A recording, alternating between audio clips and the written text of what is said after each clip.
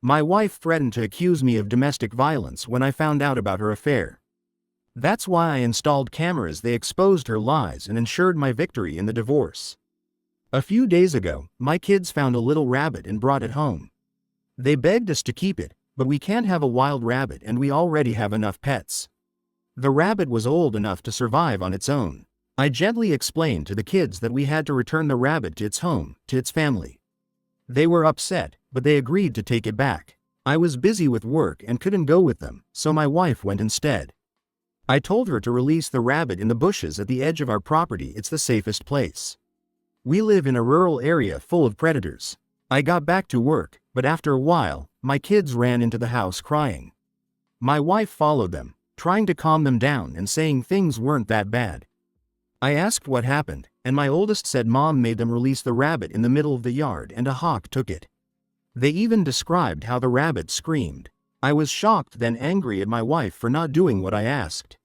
She defended herself by saying, "It's just a rabbit, the kids will forget." But I told her it was completely wrong. I had warned her about predators. Now our kids had witnessed a poor rabbit getting snatched by a hawk. Both kids locked themselves in their rooms and didn't talk to their mother for several days. When she tried to speak to them, they called her the rabbit killer. I tried to mediate, but the kids were still upset, and honestly, I was still mad at my wife for how everything turned out. She was mad at me for not supporting her, saying that a husband and wife should always support each other. We argued, and I pointed out the many times she hadn't supported me. She started crying and locked herself in our bedroom. Now I'm wondering, maybe it's my fault? A friend suggested I ask here if I was in the wrong. Edit 1. Yes, I know hawks have to eat, and there are lots of them in our area. I just didn't want my little kids ages 4 and 5 to see it. I grew up in the countryside. My wife is a city girl. As a kid, we always tried to release wild animals in places where they had a chance to survive. Edit 2. I never yelled at my wife. Where in the post does it say that? I gave her a stern talking to, yes, but no shouting. Even when we argued later, we whispered so the kids wouldn't hear. I couldn't go with them to release the rabbit because I was working. I work from home half the week and have to stay available for calls unless I'm on a scheduled break. Also, I never once called my wife the nickname the kids gave her. I actually tried to make them stop. I'm not going to call her that, it's humiliating, and I'd look like a tyrant. Edit 3. The kids weren't unsupervised. My wife is a stay-at-home mom. She was with them when they found the rabbit. They ran into the house with it, and I had to explain that we had to let it go. Edit 4. I can't believe I need to say this again, but people keep focusing on it. Hawks constantly hunt small animals here. My land is basically flat except for the house and one tree. I've got about 1.25 acres and the lawn was just mowed Sunday, so the grass was short. The poor rabbit stood out like a target. Hawks are always circling here. I used to fight them off as a kid to protect our chickens with my old BB gun. Little rabbits are one of their favorite prey animals. That's why I told my wife to let it go in the bushes. Edit 5. I'm sick to death of people saying hawks need to eat too, or circle of life, or you're wrong to interfere with nature. When I was a kid, I had to protect animals on my grandparents' farm from hawks. Farmers have a right to protect their animals. We weren't going to just let the hawks take every chicken, and believe me, they'd try daily. Yes, I used a BB gun to scare them off. I never killed one. I might have hit a couple lightly, but never seriously. I haven't shot at hawks in 25 years. I've never liked hurting living things. Update for those who remember, I'm the guy whose wife made our kids release a wild rabbit in the open yard, even though I told her to let it go near the bushes where it would be safer. A hawk grabbed it in front of our kids. They were 4 and 5 years old. They flipped out on their mother, then ran to me in tears. After that, they started calling her the rabbit killer. That nickname became even more fitting later because once her affair came out, other people started calling her that too. What happened to that poor rabbit is ancient history compared to what I'm about to tell you. I'm a free man now. The rest of this story is long and complicated, so buckle up. I showed my wife the post I had written about the rabbit incident. She was furious so much that it led to a major fight. After that, she ignored me for a week and refused to speak to me. I even tried to get the kids to stop treating her poorly after the rabbit thing. I gave them small punishments, like taking away some privileges and setting temporary rules. But every time they got mad at her, the nickname Rabbit Killer came back. After a couple of weeks, my wife softened and admitted that she should have listened to me and let the rabbit go in the bushes, like I'd asked. She said she had just wanted to protect herself in the moment to avoid looking like she was wrong. I accepted her apology and apologized in return for posting about her online.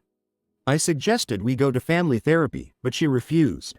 She acted like everything was fine in our marriage, and I didn't push, because on the surface, things did seem better.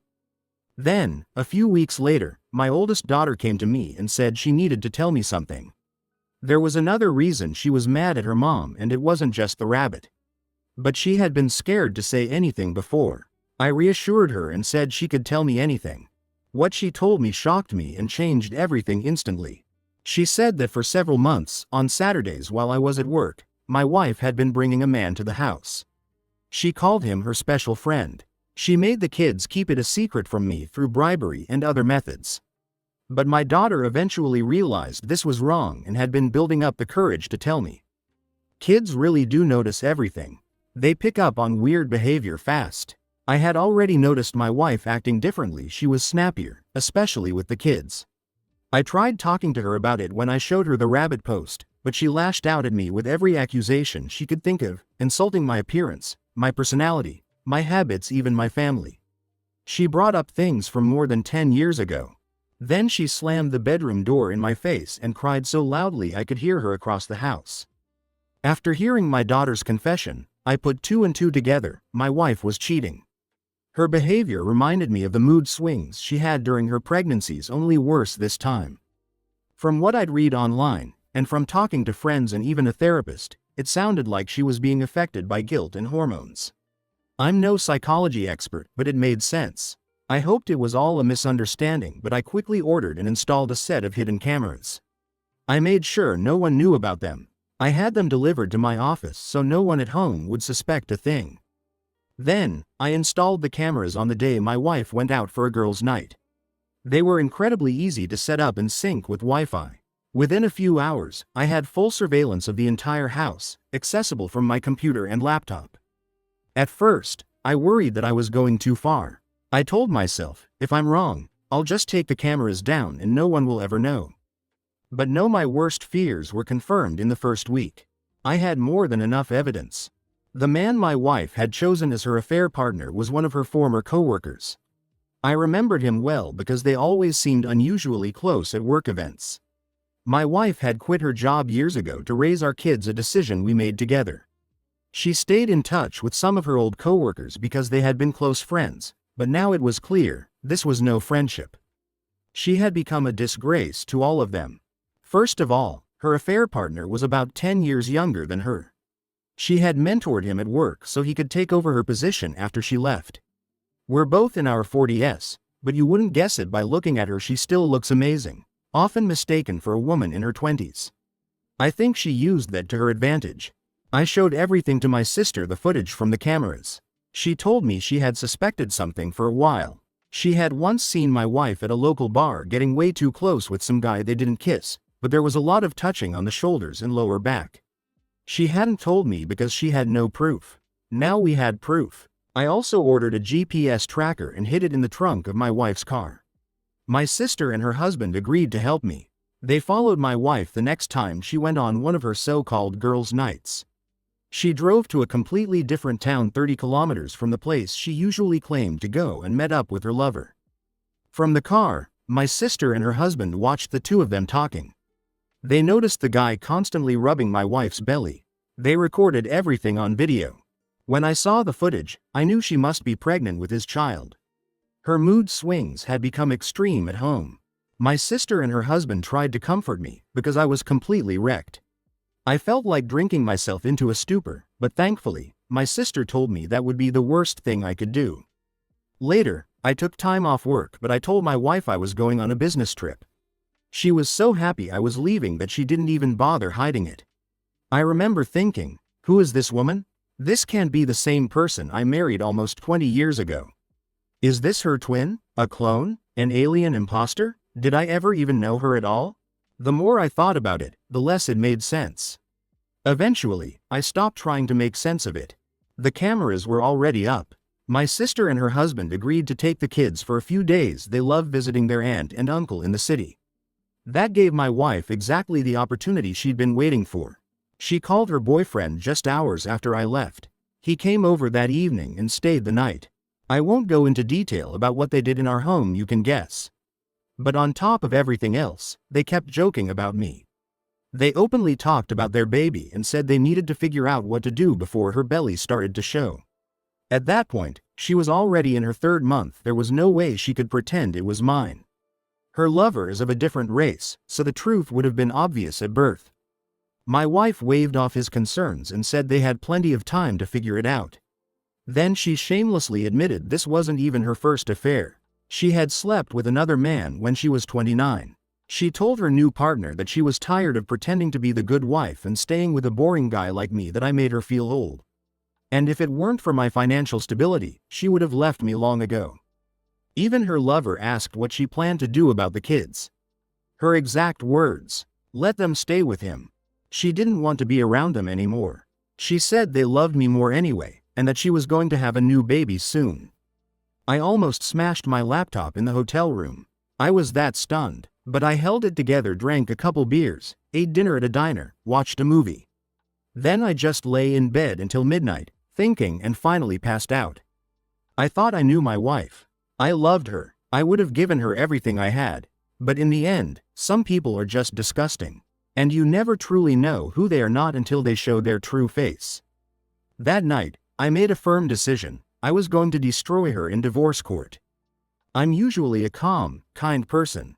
But if you make me mad enough, I can become your worst nightmare. The next day, I walked into a divorce law firm and asked for the toughest attorney they had. I live in a state where fault in a divorce matters, especially adultery. That meant she was already at a massive disadvantage the moment I had proof of the affair. The attorney was skeptical at first, wondering why I was moving so quickly. But once I explained the full situation and showed him some of the footage, a devilish smile spread across his face. We shook hands. He said, "I'll get started immediately. Divorce attorneys love cases like this."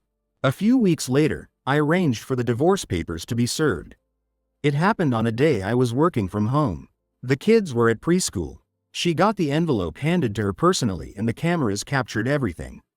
She looked terrified when she opened the envelope, read the contents, and completely lost control. She burst into my office, screaming. But I stayed completely calm and collected. I was already emotionally prepared for the end of our marriage. She tried to start a fight. I just told her I had made my final decision and that I wanted her out of my house. I had always paid the mortgage, every cent of it. She screamed that I couldn't do this to her. Then she threatened to tell everyone I had hit her if I took things to court and that she'd get me fired. I told her she could lie all she wanted, it wouldn't help her. "You're pregnant by your affair partner," I added. Her eyes widened. "What exactly do you know?" she asked. "I know enough," I said. "And I'm telling you again, I want you to leave." She refused and insisted the house was just as much hers as it was mine. Then she locked herself in the bedroom again. From the cameras, I saw her having a full-blown breakdown. Then she picked up her phone and called the police. She pretended to be in complete terror, but the entire time, there was a massive grin on her face. She was a brilliant actress. If I hadn't seen the footage myself, I might have believed every word she told them. I waited for the police to arrive. I left the front door open and told them they could come in. They entered the house tense, expecting something serious. But everything inside was calm. No sign of a struggle, no damage. My wife came running out of the bedroom, grabbed onto one officer's vest, sobbing, claiming I was insane. I turned to another officer and calmly asked if I could show him something that would explain what was really going on. He agreed, and that clearly caught my wife off guard. She had no idea I'd been recording her. I showed the officer the footage on my laptop video of her saying she was going to make up lies to destroy my life. Then I showed footage of her running out of my office and into the bedroom. Then footage from the bedroom, where she was on the phone calling 911, lying her face off. Everything was captured from multiple angles. Even though she claimed I had hit her, there wasn't a single mark on her. And the camera footage throughout the entire house proved she was lying. I handed the police a flash drive and said it contained all the relevant evidence of her false report. Even after all this, my wife continued insisting I had assaulted her. She claimed the recordings were illegal and couldn't be used as evidence. I pointed out that the cameras were perfectly legal installed inside my own home, not in public. She looked at the officers and demanded they do something. So they did. They cuffed her. She broke down sobbing like a child. I could only sit there, shaking my head. This was the same woman I had loved for so many years. I thought she was smart, kind, charming. How wrong I had been. As they took her away, she screamed that they had no right to treat her like this. But she didn't resist, probably because she knew resisting would only add another charge. After that, I canceled all the credit cards that were in my name and stopped all payments to our joint account. That meant she had to rely entirely on her personal savings to post bail and get out of jail. Thankfully for her, she had saved a decent amount over the years while working, even though I had always paid the mortgage, so she wasn't exactly broke. The day after she was released from jail, her parents came to talk to me. At first, they only had her twisted version of events, the same story she had told the police. Her father, even in his older age, is a big, strong man. He looked ready to beat me senseless. But I asked him calmly, "Do you know anything about your daughter's affair? Or her pregnancy?" He looked shocked. Then he gave me the chance to explain. I pulled out my laptop and showed them the recordings. Once they saw the truth, disgust spread across their faces. They couldn't believe this woman was their daughter. They apologized to me and promised to stay in touch to help with the kids. Then, right in front of me, they called her on speakerphone and ripped into her for lying. She tried to defend herself, but they cut her off and said, "We're with him right now. We've seen the videos. We know the truth." They demanded she leave their house immediately. She tried to argue, but they interrupted. "We didn't raise you to be a selfish, immoral woman who'd try to destroy her own husband." Then came the harshest words of all. "You're no longer our daughter." And with that, they hung up, not letting her say another word. She tried calling back several times, but they ignored every attempt. When they finally got back home, she was already gone, but not before trashing a few things around the house. My ex-mother-in-law was in tears. To this day, I still consider her parents part of my family. They regularly visit their grandkids. But as far as all of us are concerned, my ex-wife is dead. Later, she returned with her boyfriend to collect her things. He didn't even come inside. She didn't say a single word to me as she packed. She knew there were cameras everywhere, and if she tried anything, it would only make things worse for her. I wasn't alone. Either my sister and her husband were there to help keep watch. Her husband kept an eye on the boyfriend from the window. My ex was still packing when the kids got home. She didn't even try to speak to them, not even when our youngest cried out, calling for her. Right before leaving, she pulled some wedding photos off the wall and threw them on the floor. Judging by the look on her face, she was clearly hoping to get a reaction from me. But when I said nothing, she just picked up her things and left. After she left, I had to ask my elderly mother to come stay with me. I couldn't handle the kids on my own. I didn't have enough vacation time at work, and childcare options were limited. I also ordered DNA tests for the kids. I was sure they were mine, but a few people told me I should double-check just in case. Thankfully, both children were biologically mine. I also got tested for STDs, and thank God, everything came back clean. About a week later, my wife showed up at my door again, saying she was willing to settle the divorce peacefully. What she meant was, she'd agreed to split everything 50-50 if I signed off on it. I told her straight up, no. We argued. Eventually, she admitted she understood that the laws in our state weren't in her favor. We had lived our entire married life here, married, worked, bought the house, raised kids, all in state. She had no legal way around the consequences unless I voluntarily gave her half. I refused. I told her, "You betrayed me. You betrayed our children. You betrayed your own parents. You betrayed everyone by cheating on me." Then I slammed the door in her face. She walked away quietly, and I didn't see her again until court. Months later, when the divorce trial began, she was visibly pregnant. She had hired an attorney, but her lover was nowhere to be seen. I expected her to lie to the judge, and sure enough, she tried. Multiple times, but I had enough video evidence to shut down every lie. She didn't stand a chance. Then she tried to stall, refusing to cooperate, making new demands, dragging things out. She wanted most of my savings, a long list of possessions, and for me to buy out her half of the house even though she had never paid into it. I pushed for full custody of the kids and had her name removed from the house deed. I had plenty of footage showing she didn't care about our children and was willing to fabricate lies to ruin someone's life. She kept changing her demands, hoping to delay the process, but the judge wasn't having it. In our state, adultery carries serious weight in divorce proceedings, and as the guilty party, she had little legal ground to stand on. Her attempt to frame me only made things worse for her. In the end, she lost custody of the children. All she got was a one-time payout and the car I had previously bought for her. The title was in my name, but I handed it over without regret as part of the settlement. She didn't even try to contact the kids during the entire divorce process. I ended up with full custody. The house is completely mine. And now, I'm absolutely free of her. My now ex-wife kept spreading lies about me during and after the divorce. But my sister told everyone the truth about the affair, and soon, all our mutual friends cut ties with her. After the divorce, she and her boyfriend moved out of town. I heard he wasn't fired, just relocated. I don't know where, and I don't care. What matters is that they're gone. By now, my ex has probably already given birth. I hope it was worth it.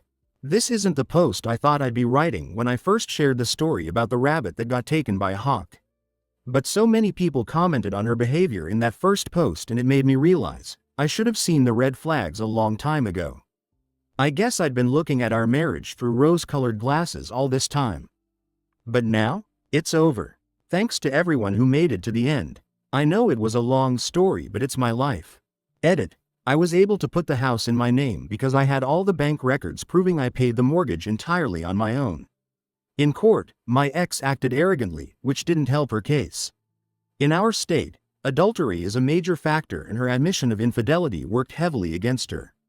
The payout she received totaled $60,000. She also got the car I bought her 2 years ago for $50,000. At first, the judge suggested shared custody. But after seeing the video where she said she didn't care about our kids, she gave up her parental rights when she realized she'd get nothing more. And for those saying, the police wouldn't arrest someone over a false accusation, think again. The cops in our area don't play games. My ex-wife, smiling like a maniac, tried to say I laid hands on her. That alone was enough to get her arrested. Anyway, feel free to leave your thoughts in the comments. I'd love to know. Did you see any connection between the first half of the story and the second, between the rabbit and the affair? Because I didn't. Some commenters claimed there was, which is kind of funny, honestly. Thanks again for watching this video all the way through. Check out our previous uploads right here, and good luck to you all.